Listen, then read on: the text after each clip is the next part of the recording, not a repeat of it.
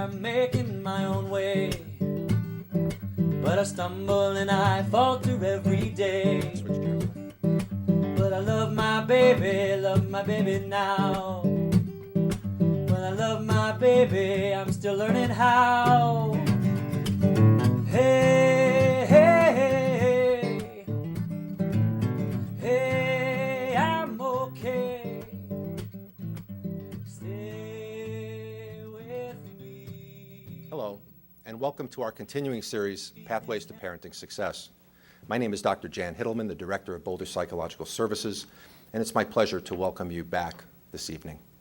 We have a very important topic tonight, the bully and the bullied, and we have a wonderful panel to discuss this important issue with us. Before I introduce our panel, I want to thank our partners, the Boulder Valley School District and the Boulder Valley Media Alliance and Channel 22, for their partnership in presenting this free program. I also want to remind our viewers that all of our shows are archived on the BVSD website and on the Boulder Psychological Services website, so you're free to watch them at any time. All of our shows from last year are archived as well. We would really like for you to be involved in the conversation tonight, and if you're here in our audience, you have cards to write some questions on, and if you're watching at home, you can submit your questions live by visiting our website, www.boulderpsychologicalservices.com, and just click on the Submit Questions icon. And we'll receive your questions here and ask the group. Let me start by introducing our first panelist, Lisa Check. Lisa Check was the Safe and Drug-Free Schools Coordinator for Boulder Valley School District for 13 years, where she worked with schools on creating safe and positive school climates. She is currently a counselor and teacher at Angevine Middle School. And Lisa is a national trainer for Bully Proofing Your School curriculum and has traveled across the country talking to teachers and parents about the keys to preventing bullying. We feel very fortunate to have Lisa here with us this evening. I'd also like to introduce Elizabeth Matthews. Elizabeth Matthews is a licensed professional counselor. She's been practicing psychotherapy with teens and adults in the Boulder and Louisville area for 15 years. Prior to obtaining her professional counseling license in 2001, Elizabeth worked at Centennial Peaks Hospital and Attention Homes. A frequent community speaker, she has been published in the Daily Camera and in the BVSD Thrive magazine. And finally, our third panelist is Beth Smith. Beth is president of A-List Interviews and an expert in the interview process. She graduated from the University of Texas with history and social work degrees, and she has won awards for Women Who Make a Difference in Boulder and Business Owner of the Year. She lives in Boulder with her husband, Randy, daughter, Katie, and Tennille the cat, who rules the Smith household with an iron paw. I love that. And the other thing about Beth is she's here. She has a lot of professional background, which she's going to share with us as we proceed, but she's here as a parent as well, in that her child had experienced bullying in the schools, and so we're going to get to hear from her in terms of her experience, what happened with her child, how it worked out. So I'm looking forward to that as well. I'd like to start, though, chatting a little bit with our panelists, and then we're going to be taking questions to discuss with our panelists in a moment. We're going to kind of discuss this in a few different ways in terms of qualities about the bully, the bystander, and strategies to work together as a community to help our kids feel safe at school. And I'd first like to go around to our panelists, just give them a few minutes to discuss some of the issues that they think are important for us to consider in terms of this topic. And I'd like to start with Lisa Check. Thank you. Well, this is a complex topic.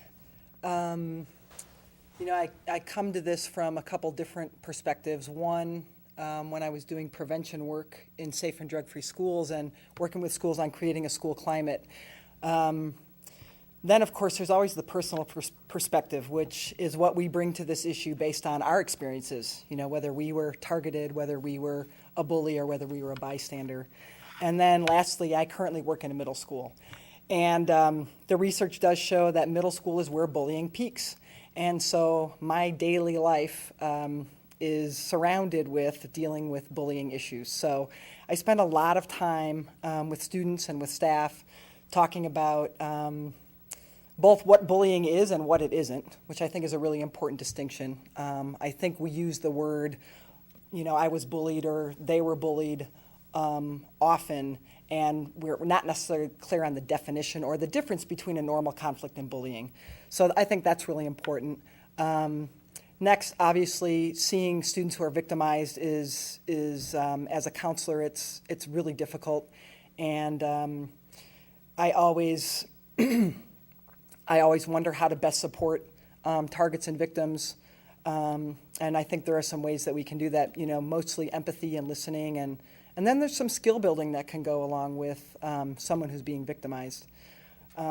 Finally, when I look at how do you impact this problem, what I really talk about, what I really work a lot on, and what the research says is that the key to bullying is engaging the bystander. And so at Angevine, we're really focusing a lot on bystander interventions, creating students who have the skills to intervene, obviously never putting themselves at risk, but how can you intervene in a way that is safe and that still impacts the bullying situation? So those are sort of my three areas I come at this from, and I do wish that when I was in middle school, I knew what I know now.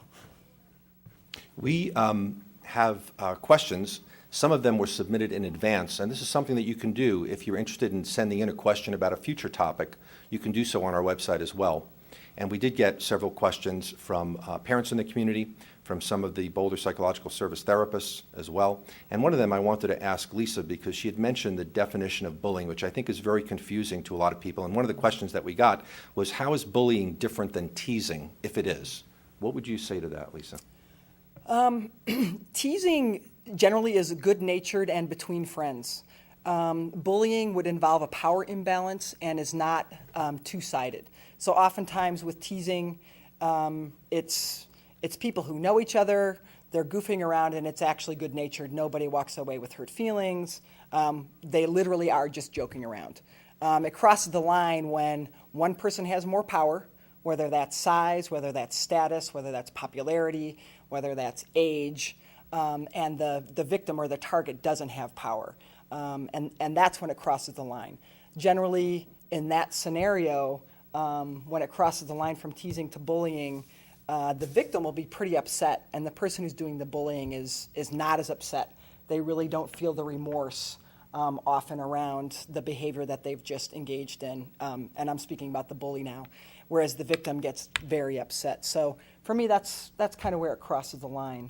So I guess with teasing, mean-spirited teasing would start to fit that category of bullying. Absolutely. Absolutely. Another question in terms of definition, Lisa. Does bullying always mean threatening or physically assaulting someone? Can it also include gossiping, name-calling, excluding someone? Explain why or why not. Oh, absolutely. It can include all of those things. In fact, the range of behaviors that can be bullying, again, if it meets that definition of a power imbalance, obviously, if a group of girls sits down at a table and a girl comes to sit down and they say, no, you can't sit here, we have a bullying situation.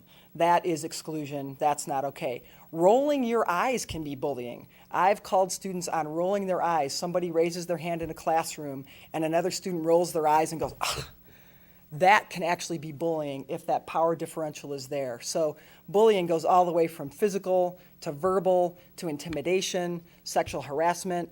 There are many things. Intimidation is one of those. Literally just standing over somebody based on your size and your power can be bullying. So I think one of the things we need to do is make sure we include all of those in the definition of bullying so we address them. Obviously, verbal bullying, intimidation, all of those are just as harmful as some of the physical things we see. The other thing that I'm curious about, just in the little bit of reading that I've done on bullying in preparation for our talk tonight, it seems to me that, like a lot of issues that challenge our kids, I don't know how realistic it is to expect that the school by itself can address this problem. I really wonder if there are things that parents need to do at home, if there are things that we need to do as a community. Any thoughts about that? Well, I think, constantly having that conversation with our children around, bullying that we see, whether that's in the media, whether that's reality TV. I feel like our children are pretty desensitized to what can constitute bullying at this point. So I agree. I believe it's really a community issue. I think parents can do a lot just by talking about what it is, what it isn't, talking about how to be a bystander who gets involved. And obviously schools have the responsibility to follow up when we hear about bullying and intervene to the extent we can. And I would say parents have that responsibility. You know, heaven forbid you get the phone call and it's your son or daughter who was the bully. You know, I think it's time to look at your child and your child's behavior rather than saying, oh no, my child would never do that. So I think there's that joint responsibility there. Mm-hmm. I also want to let our viewing audience and our audience here tonight know that later this month, on Wednesday, October 19th, the Parent Engagement Network has brought Barbara Colarasso, who is a national speaker. She actually wrote a book called The Bully, the Bullied, and the Bystander. And she's going to be speaking on Wednesday, October 19th from 6:30 to 8:30 p.m. at Monarch High School. So if you'd like to learn more about this topic, I would really encourage you to go to that event. It should be a great event. And that is sponsored by Impact on Education as well as the Boulder Valley Safe Schools Coalition. Our next panelist, Elizabeth Matthews, is a licensed professional counselor. And I'm guessing, Elizabeth, like me, you've probably worked with a lot of kids who have been maybe on either side of that coin, have been bullied or have been the bully. I wondered if you'd want to just talk about that in terms of what you've seen, in terms of your work with kids. Well, in working with kids, you know, it's obvious, of course, that the people who are being bullied are having a lot of issues. Low self-esteem, missing school, being late for school, dropping out of school, increased thoughts of suicide. And someone who we miss sometimes is those who bully others. You know, they kind of get put on a pedestal, or they're just being boys will be boys, or you know how girls are, or whatever. But people who bully actually have a higher risk than average of substance abuse, alcohol use, smoking cigarettes in adolescence and in adulthood. People who bully are at increased risk for incarceration by the age of 24, and people who bully are more likely to abuse their partners, their children, and their spouses. And then kids who are bystanders suffer as well because they enter school and they enter an environment that might not feel safe to them.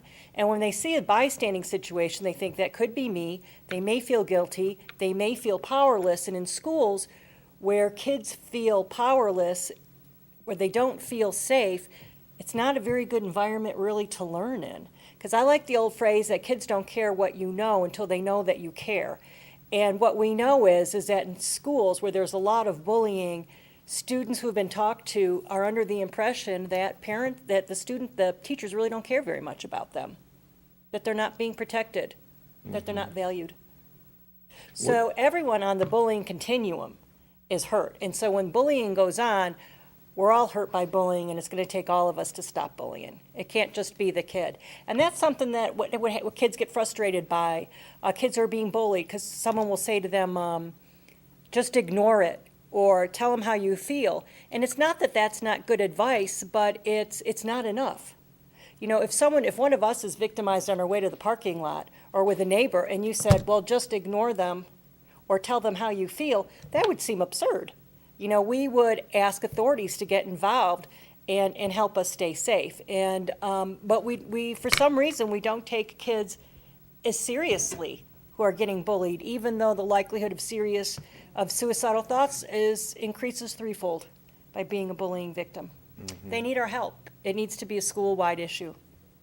And you know, unfortunately, we've all seen, and recently, unfortunately, there was another suicide that was attributed in part to some bullying that a young man was going through, and it's tragic every time we see it. And I think as a society, we certainly want to see this improve.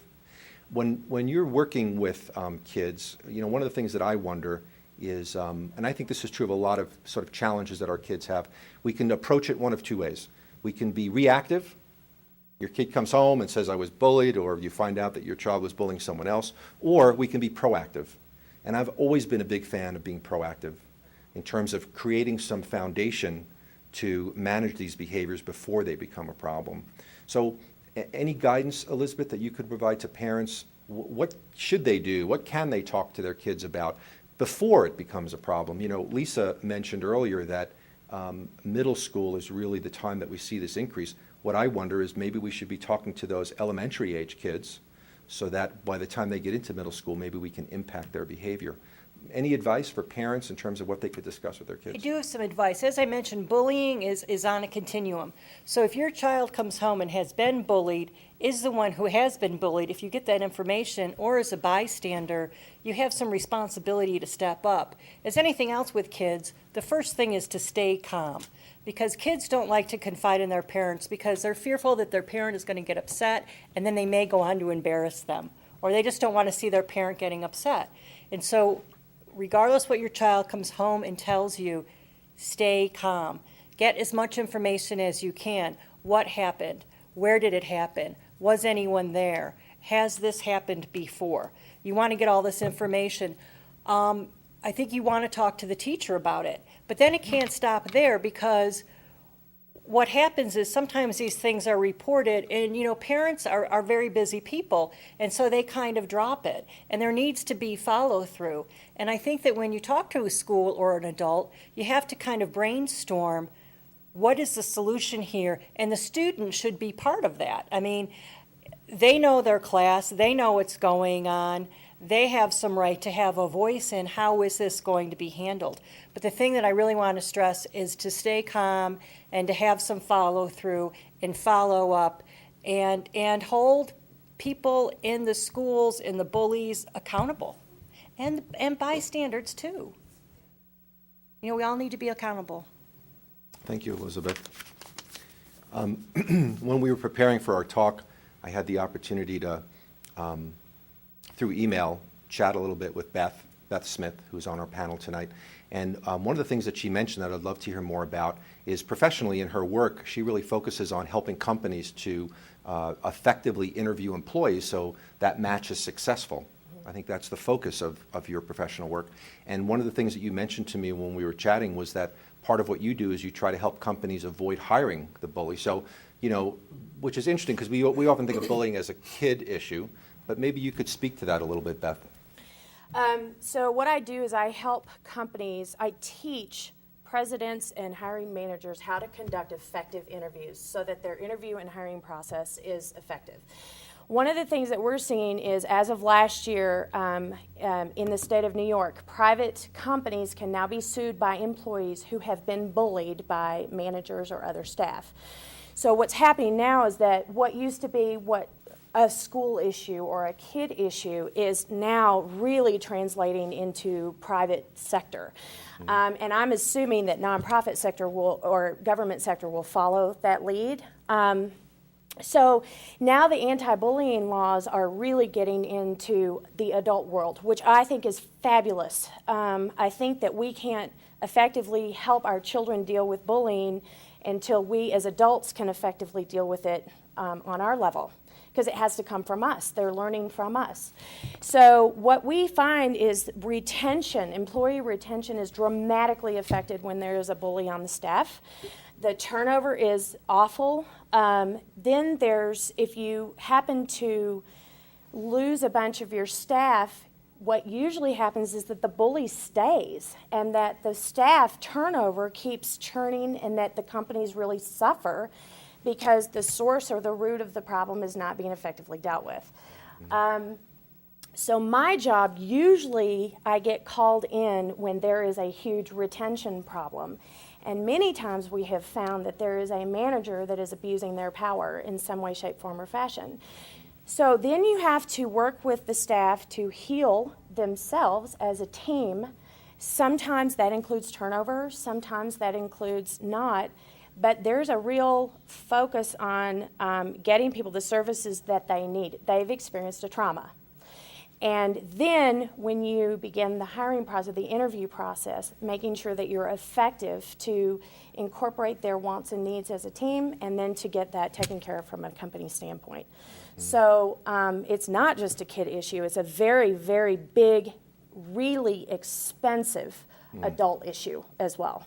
And you wonder if those bullies were those kids in middle school that never outgrew it. You have to assume that. That would be my guess, Yeah. anyway. I mean, they've been rewarded for being bullies all along, and so they continue to do that behavior because there's really no reason for them to quit. Now, given all of your professional expertise, did it Yes. help you when you found out that your own child was experiencing bullying at school? You know, you would think it did, and it really didn't. It was very personal, and I found that my vocabulary around the issue, and I have a degree in social work, so, and I worked in a school, in an elementary school earlier in my career. So you would think that I would have, if anybody's going to have a vocabulary around this issue, it would be me. And I found that I went through a lot of feelings around this particular issue for my daughter. So there was a lot of shock at first. What do you mean you don't want to go to school anymore? We loved school last year. What happened? She wasn't prepared to really talk about it at first. Then there was, well, we only have 9 months. We can deal with this for 9 months. Except when she's coming home and she's laying on the floor crying, saying, I'm a horrible person and why do you love me? Okay, well, now we can't live with that any longer. So now what are we going to do? There's a lot of pressure from the school to, or at least in our experience, to not deal with that problem. There was pressure from the parents to not deal with that problem. So then what happens is that there's a lot of isolation. Luckily for me, I have a very supportive spouse, and there was another family going through this at the same time. So I did have quite a support system to address it, but it was very, very difficult. And I think that in your experience, you found that as you guys tried to deal with this issue, it actually empowered other kids to come out and talk about their experience as well. So what happened was my daughter was bullied actually by a teacher, and she sat outside the classroom for 5 months and was taught by parent volunteers and paras. So what happened is that she's sitting outside the classroom and other kids are saying, but I want to sit at your table. I want to be outside of the classroom with you. And I've tried to talk to my mom and she didn't do anything, or I'm too afraid to say anything to my parents. But that didn't happen until after the teacher was removed and then everybody went into the classroom. So while we were going through it, I didn't realize the impact that we were having on other parents and other kids, and teachers. Other teachers came up and said, oh, thank you for standing your ground. But at the time, we didn't have a lot of that information. We didn't get that until after the fact. So it makes it very difficult for a parent who is hearing things like, well, your daughter is too sensitive, or things along these lines. Or the principal saying, well, obviously this is a parenting issue.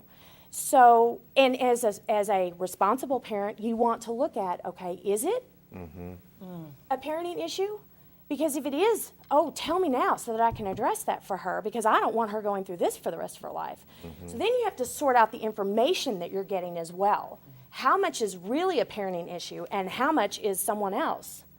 That was a really, really big struggle for us.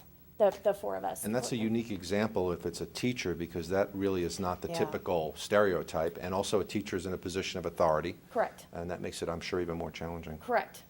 And as a tenured teacher, she'd been there for a very, very long time. So, and had a lot of support.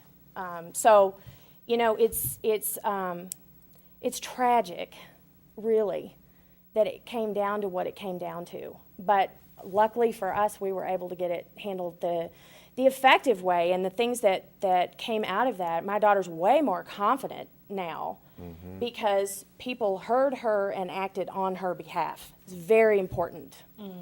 The other thing you mentioned earlier, Beth, which I think is also really important for us to think about, is that oftentimes, whether it's the bully or the bullied, there's a lot of reluctance to talk about it. Oh, yes. There's a lot of shame involved. Yes. And it sounds like you caught a little of that with your daughter, where it was tough to even get her to talk about what was going on. Yes, very much. And I think for families and for schools, boy, that makes the problem a lot more challenging to address, right? If you don't have the information. And there is this for parents, this is a temporary problem. They view it as a temporary problem. It's only 9 months. We can deal for 9 months, you know, and then we're going to get out of that, and then we can move on. So it's viewed as a temporary problem, whereas in the workforce, it's not a temporary problem. You know, this is your manager. This is going to be your manager for the next, 10 years, and so it comes out a little bit differently.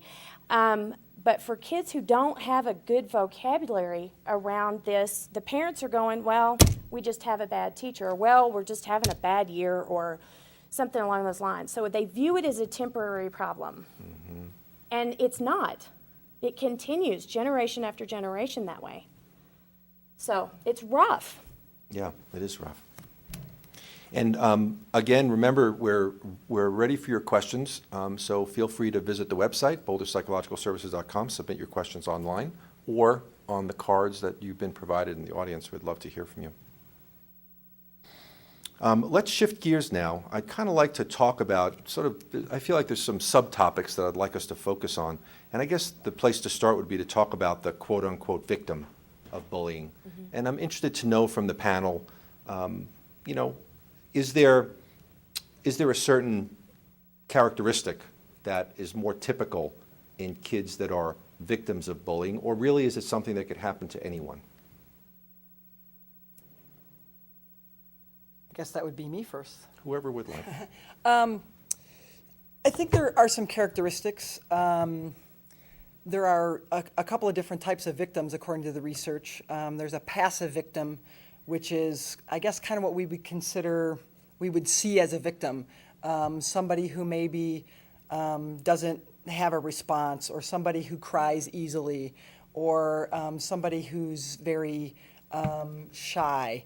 A big indicator of whether someone will be targeted or victimized is if they have friends or not, if they're alone or not. So isolation. Bullies pick victims or targets that are easy, that they see as someone they'll get the response they want from.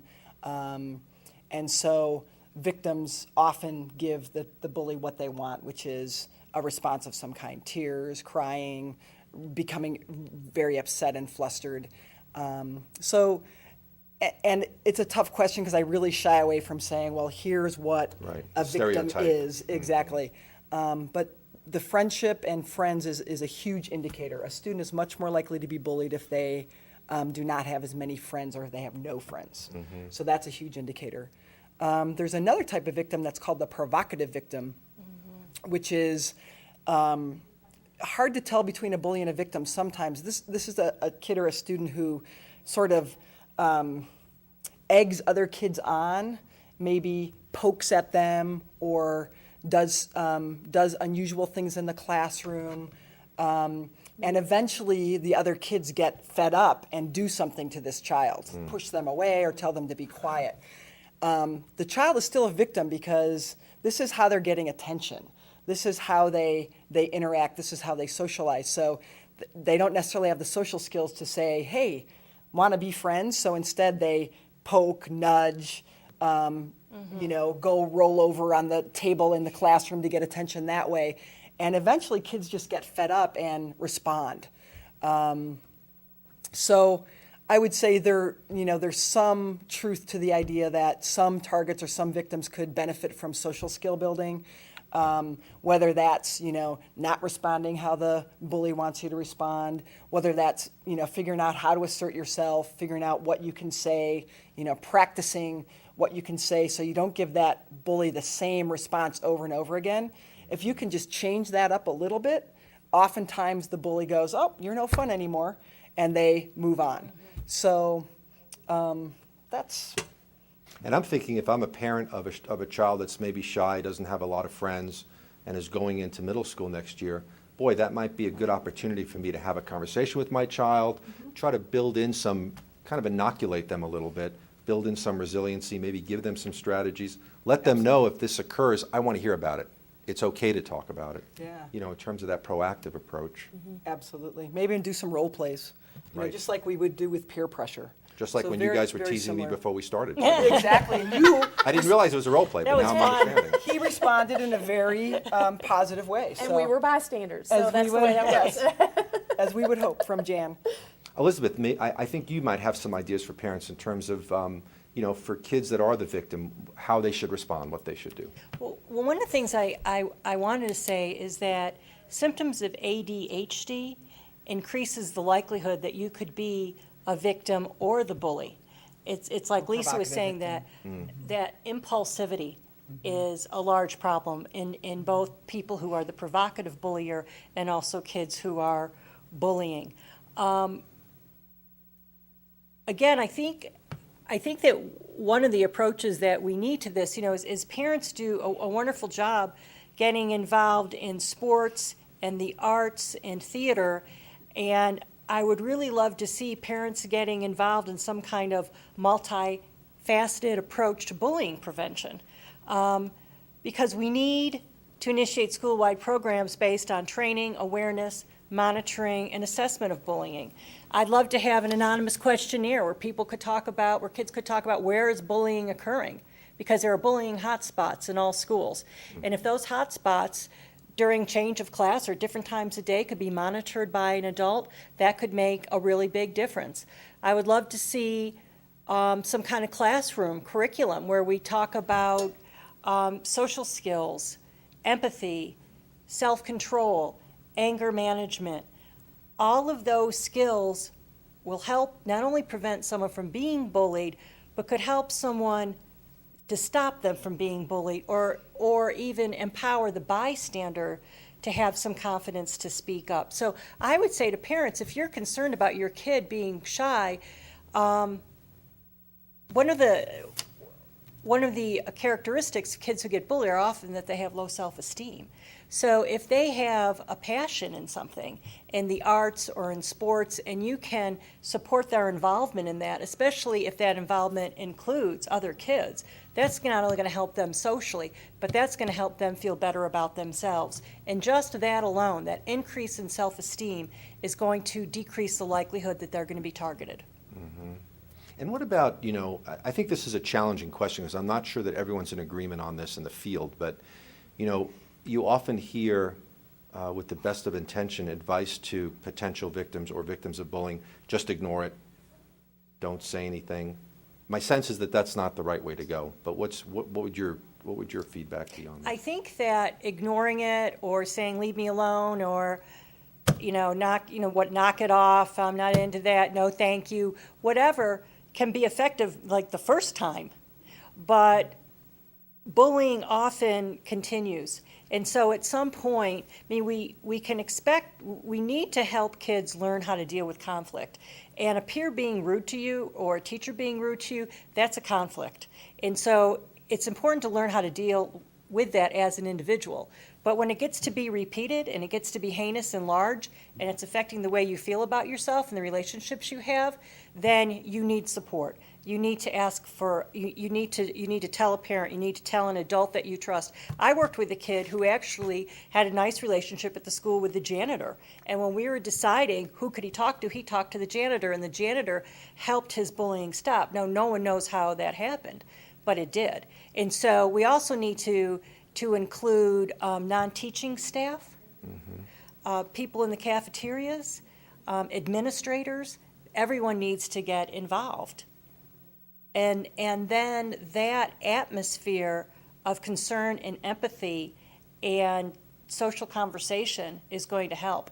I'd love it for 15 minutes every week or every other week. They just put it out on the table and talked about don't bully people, help kids out who are shy. Talk about some pro-social activities that students can do and should learn in schools as well as they're learning their other subjects. Any particular advice, Beth, for parents who maybe, their child maybe is experiencing some bullying, what they can do? What I see in the companies that I work for, when you sit down and you start talking about bullying, it's interesting because almost every adult has had some sort of experience at some point that did not feel good to them, that they felt powerless and helpless. And you'll start hearing the language. It's either a manager at work, or it was a teacher, it was another person somewhere along their way. So I firmly believe that everyone has probably been a victim of bullying at some point in their life. That would be my premise.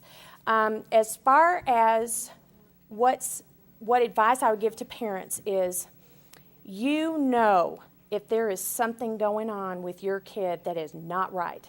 You know it. And do not, under any circumstances, let anyone talk you out of that. So I personally went through multiple parents and teachers and therapists in the community who said things along the lines of, know that this is not happening, or no, there is nothing you can do about it but change schools. And to, as a parent, to not listen to that. When you know there's something wrong with your kid, it's your job as a parent to advocate on their behalf. And you need to continue speaking until someone says, I hear you. That is also the advice that I would give to children. Continue to talk until someone hears you about this. And to be assertive. To be assertive and to continue to say over and over and over, but this is happening to me, but this is happening to me. Yes, I hear you, but this is happening to me. So if I could give any one piece of advice to anybody in a situation like that, you know when there's something wrong, and to continue to ask for help, and in a variety of different sources. And I'd imagine, Beth, that even during the storm before the calm, if you will, I'm guessing just your daughter seeing and knowing that you were advocating for her, that had to help tremendously for her. I think it totally did. I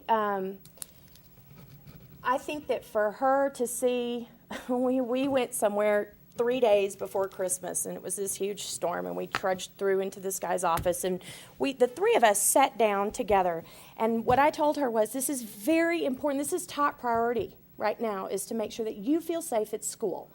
I'm setting you up for success to make sure. So 3 days before Christmas, here we are trudging through the snow, all three of us, going to someplace she really did not want to go. But after it was over, she was telling me this just the other day as I was talking about speaking at this panel. She was like, well, do you remember after that we went to go and eat Mexican food, and we sat down and we talked, and then afterwards we went and played games, and you let me open a Christmas present earlier? So she has all of these really amazing memories about what happened after that meeting, because in that meeting we sat down and we made a plan. And here's what we're going to do, and here's why it's important. So there was a lot of really happy memories for her, which I think is really helping her self-confidence. We're going into middle school next year. So to get her to the point of, if something's going on, my mom or my dad are going to help me. Yeah, I think that's really important. I do too, Beth, do you know regardless anything- of what the issue is. May I ask Beth a question? Do you know anything about anti-bullying laws? I mean, I understand that Colorado has one, but I've never heard it addressed. Yeah, we have one. It's very interesting because there's different types of anti-bullying laws. Some of them are targeted towards the school system and are specifically for kids. What we're seeing now is that private company and the private sector is being pulled into that. So the first ever anti-bullying in the workplace law was passed July of 2010 in the state of New York. I don't know how many of those states have followed, but that is what we're seeing the trend to be. There is a website, it's like preventbullyintheworkplace.org or something along workplacebullying.org, something, where it talks about which states are passing anti-bullying laws and what they're having to do for that. Unfortunately, a lot of that comes down to your HR staff, and it doesn't necessarily come from the top down. What we're seeing is the poor HR people who are already overworked are the ones that are having to implement this new bullying law and figure out the loopholes, and it is so hard to, you know it when you see it, but it's really hard to talk about it. The language is getting a whole lot better, but it's not as defined, I think, as it could be. And so it's not coming from the top down, which is what I would like to see. For schools, they generally, in Colorado, the law is that every school district has a policy against bullying. So it's a policy law. In other states, that every district has to have a bullying prevention curriculum in place. The issue is, and I agree that it's ideal that we do some social skill building, we do some prevention. You know, here's the problem from a school person's perspective, with the emphasis on CSAP scores and on academic rigor. There is very little, if not no time in a child's day to talk about social skills and to talk about bullying prevention. And as a counselor in a middle school right now, I can tell you that getting into a classroom to talk about this issue is very difficult. Not because teachers don't know it's important, not because we don't think it's important, but because the pressure to get good CSAP scores and not to give up any of that academic time is so high. The stakes are so high right now that it's very difficult to find time. And that is so backwards. I know. Yeah, I know. Tell me about it. I would say from drug-free schools for 13 years, I know. Yeah, and even when you talk to folks about, you know, what if the school's not safe, how will children achieve?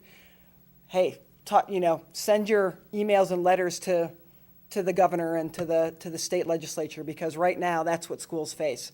We even have parents who say, I don't want you taking time to teach my kids about this. I mean, that's the extent it goes to. I know it's frustrating, and I think we're all empathic with teachers and all that they have to go through and all they have on their plate and the lack of funding. And yet consistently statistics will show that kids who are bullied and kids who are bulliers, well, certainly kids who are bullied, it affects their scores, their dropout, their grades. And kids who are bullied, who are bulliers, typically aren't very involved a lot of times in class. And so I would hope that the improved environment would help the CSAP scores, but I understand that I understand. Well, you know, but what I will tell you is, can I just do one quick thing? But how we've started to approach it is that we're infusing bullying prevention lessons into regular curricular areas. So the idea is that you still meet your standards for social studies, but you do it through talking about bullying and bystanders, et cetera. Or you meet your LA standards, but you use this book as the fodder for what you're going to write your comparative essay about. So we're starting to get around it, and I think we're doing some good things, but there's still that challenge that we face. That kind of like that approach. I think that's the only way it's gonna happen at this point is infusion. We have to infuse it into everything that we do. And it normalizes it when it's in a story, or it's so instead of just putting a light on someone who might feel awkward during the conversation. Right. Glad to hear that. And me too. Amen. Yes. Amen. We have a clip that we're going to show, a video clip, and this one is called Words Hurt.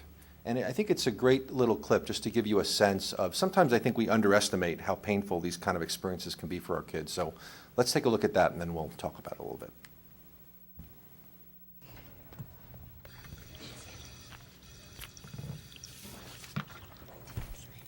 Oh, there she is. She is such a loser. I know. What a geek.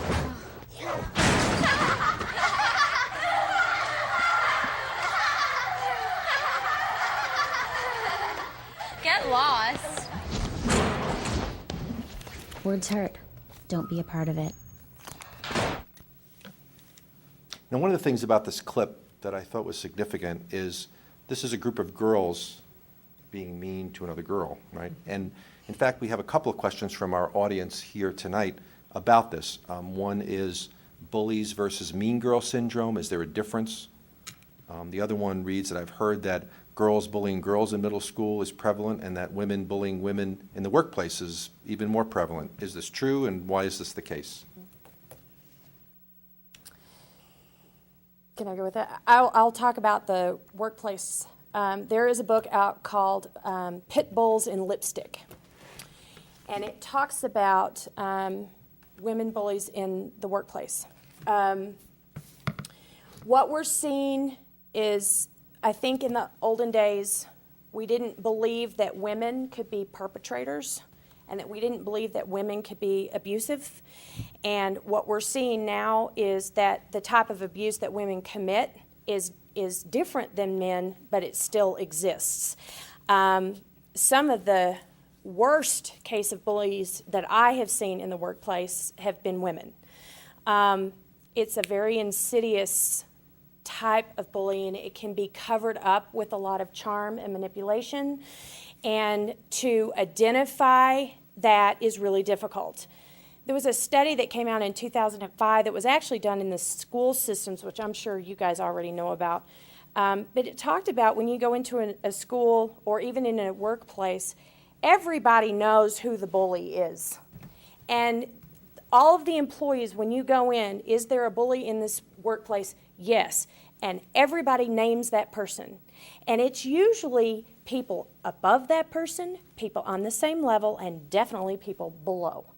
So I don't know that we're seeing more of it per se, but what I would say is that people are reporting it more often now in the workplace. Yay.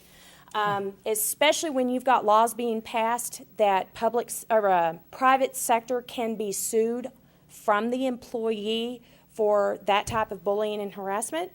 I think we're going to have even more of a conversation about that, because not only are we losing dollars in retention and in training, but now we're losing dollars in lawsuits because of bullying behavior. So I don't know that I would say it's more, but I would definitely say we're shining a bigger light on it, is what I would say. So it's making the papers more, which is different, I think. I think as far as the mean girls versus bullying, I think, one of the mistakes that we sometimes make is we don't look at girls as being able to be perpetrators and to be as aggressive. And I think mean girls is bullying. Mm-hmm. When you have a group of girls who has power, who has popularity, who has whatever type of power they have in a building, and they're able to start a rumor or exclude someone or turn someone on somebody else, that's bullying.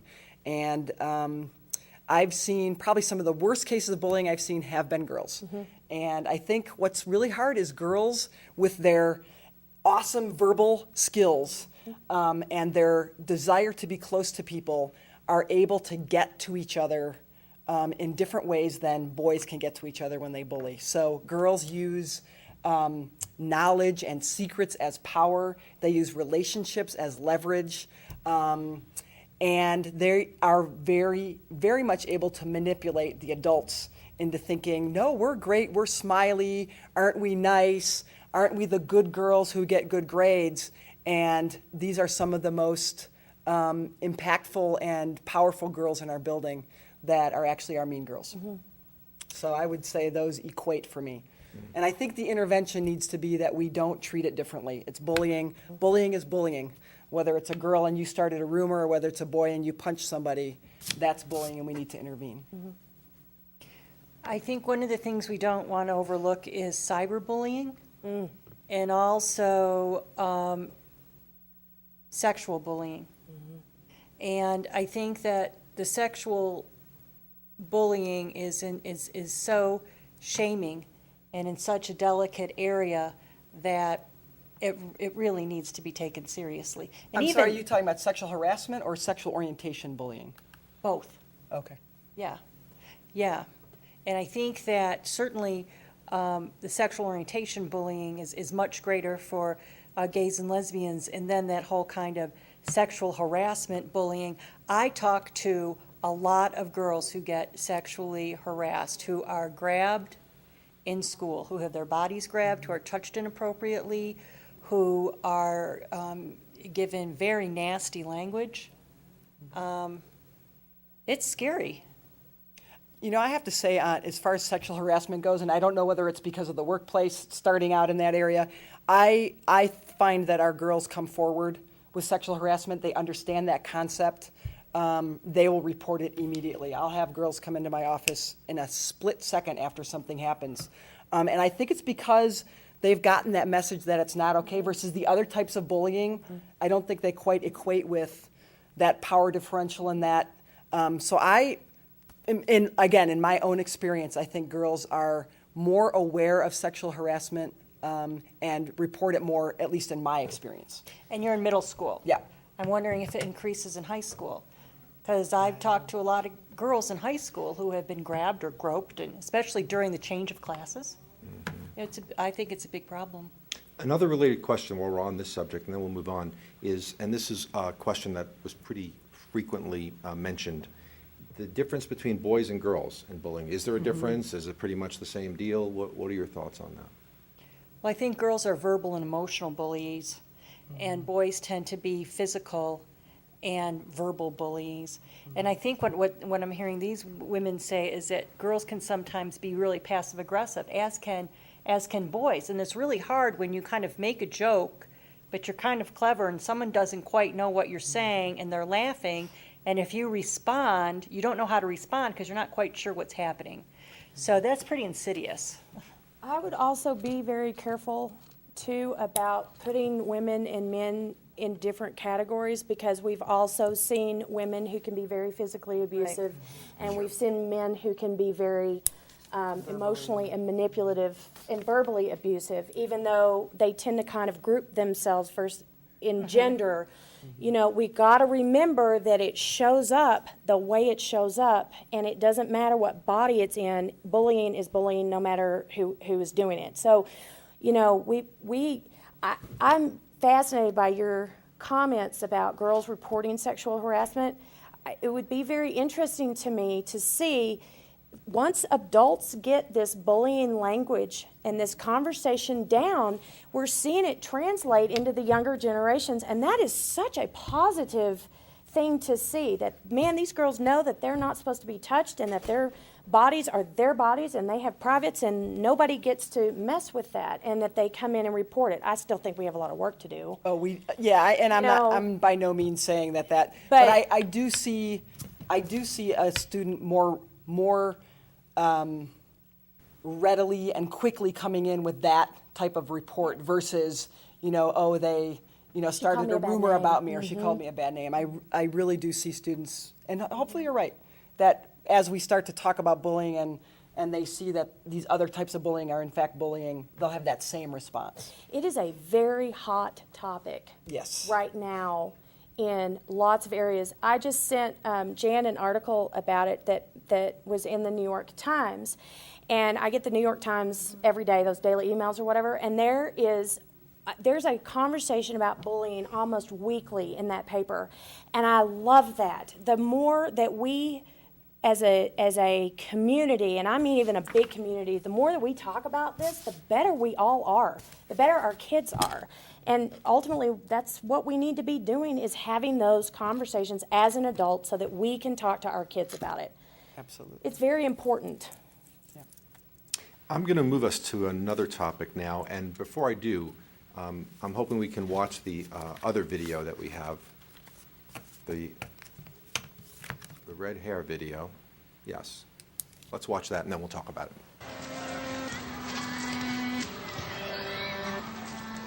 Hey guys, look, it's Little Red Riding Hood. Aw, her hair's on fire. Better call 911. It's a loser.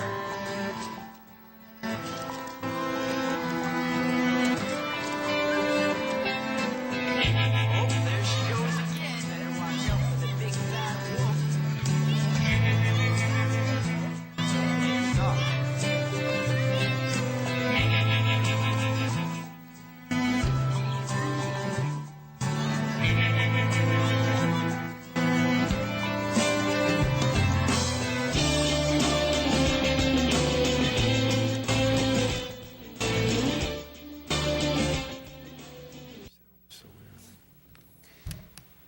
Now, what I liked about this video is it really talks about the bystander and the power of the bystander. And I'm hoping we could spend a few minutes talking about that, because I feel like that's almost the most important topic in a lot of ways. Absolutely. Lisa, start us off. Sure. A lot of the research on bullying was done by a gentleman named Dan Olveus. He is from Norway and did some of the original research that some of the statistics about bullies and prison, et cetera, come from. His research and most of the research out there talks about the fact that in most bullying situations, the bystanders have the most power, both in numbers and in ability to intervene. According to Olveus and others, any given bullying situation, 15% of your population or 15% of what's happening are bullies and targets, and 85% are bystanders. And so really the power and the key to bullying is engaging bystanders in creating that community where bullying is not acceptable, where it's not okay, where students either feel okay about standing up, or they feel okay about telling an adult, or they feel okay about an intervention that might not be as out there as I'm going to stand up and make it stop. They can take the victim away. You know, when we talk about bystander interventions, there's any number of things that students can do, whether it's just going up to the person afterwards and saying, you know, Jan, I'm sorry that happened to you. That is a way to intervene, in a way to support the target and to start to change the norm around bullying. You know, the truth is most students do not like bullying. They don't know what to do. They don't know, they think telling an adult will make it worse. They don't have the skill set. There's all kinds of reasons why bystanders don't get involved. So a lot of the work that we're working on is, what are those skills people need to intervene? What makes us a community so that we want to make bullying not okay? How do you make it the norm that it's not cool to bully? It's cool to be kind. So the bystander, and thanks for bringing that in, because that really is the key in bullying situations. The research says that if a bystander intervenes, bullying will stop in 60% of the cases within 10 seconds. 60% of the case. Now the other 40, I had a great student, sixth grader, raised her hand and said, well, what happened in the other 40%, Miss? Miss Lisa, can you tell us about that? And I said, yeah, I can tell you about that. They may have had to try another intervention or get adult help, but the bullying will stop in most cases if someone intervenes. I think that what you want to do is just not add fuel to the fire. You know, it's a lot to ask students to deal with this, but if you laugh, if you make noise, if you cheer, any of those kinds of things is, as a bystander, a form of bullying. So if you can do nothing but ignore and walk away, if that's the least you can do, that's a lot. That's an intervention. Right, Yep. right. That's an intervention, because bullies are looking for an audience oftentimes. So when my daughter was going through her situation at school, and she's sitting outside the classroom, and in January of that year, she came to me. Actually, we were in bed one night reading and had the covers over our heads kind of thing, and she says to me, Mom, my friends are scared and they don't want to come to school, and I need for you to help my friends. I need for you to be mega mom, is what she said. And I thought, oh, God, you know, and so what that meant is that what we were doing was okay for her, but it was not really protecting the other kids in this classroom. And so that's when we started the letter writing campaign and the making a big stink over this. And because she needed to see that I was doing something for her and for her. She needed to see that. I told her very clearly, babe, I have absolutely no idea if I can affect this outcome or not, but I want you to know that these are the steps that I am willing to take.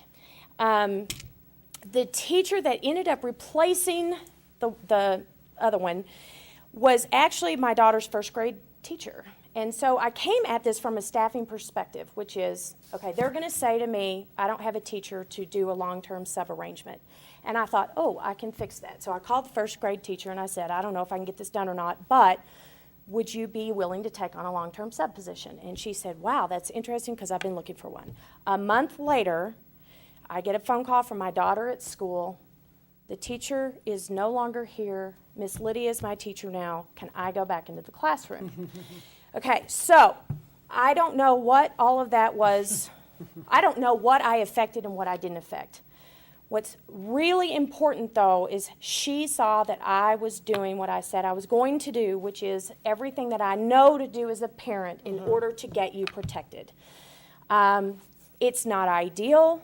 The teacher is still teaching in another school, but she's still teaching, so it's not ideal.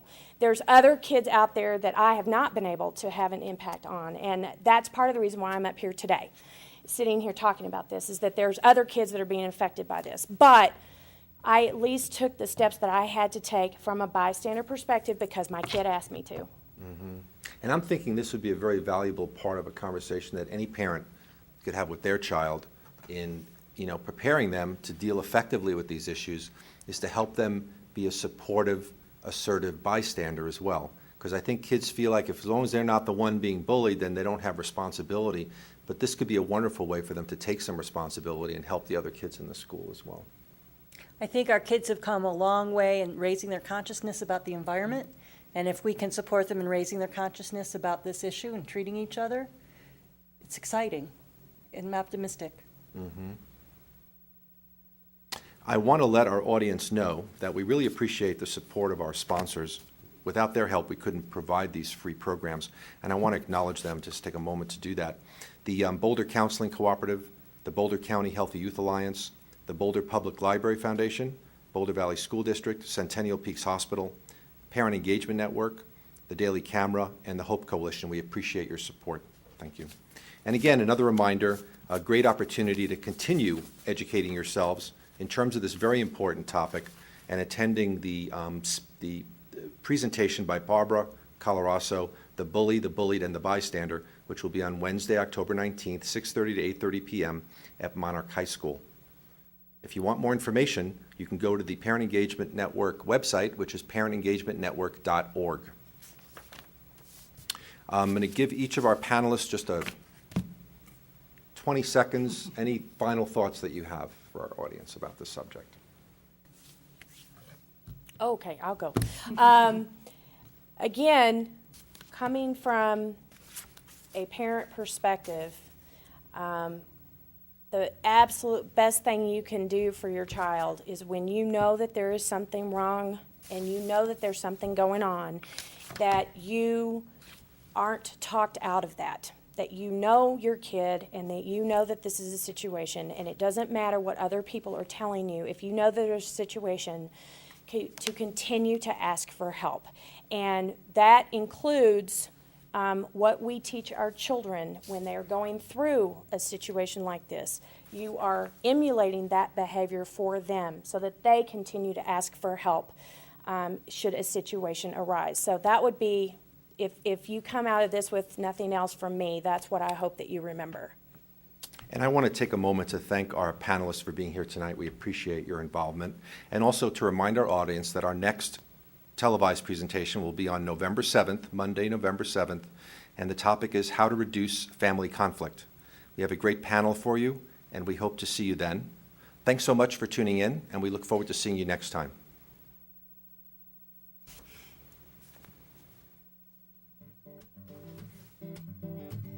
Now the planet's done its bowing down, and soon the growth returns to follow ground. But I know what's churning underneath the snow, and I love my baby, and we've miles to go. Hey, hey, hey, I'm okay. Be with me. We'll beat this, can't you see? So wait a while, winter time. Wait a while, winter time.